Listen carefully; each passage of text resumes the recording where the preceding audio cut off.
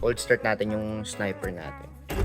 Yung unit natin, kakagising ko lang. 9 AM na. Wala kasi ang work ngayon, bakasyon. Sa mga hindi nakakalam, naka-super stock tayo. Nakapalit ko lang ng elbow, 51mm. Kaya, pero yung canister natin, yung silent killer pa rin from Replica Pro.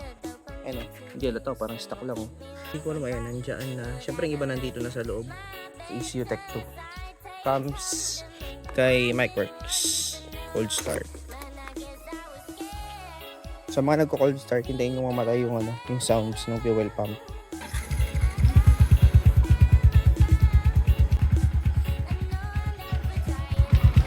Oh, cold start yan. You know? Pogi. Baba pa ng minor, malamig pa yung makina. So yun lang. Stay safe sa lahat. Kita-kits sa susunod na video.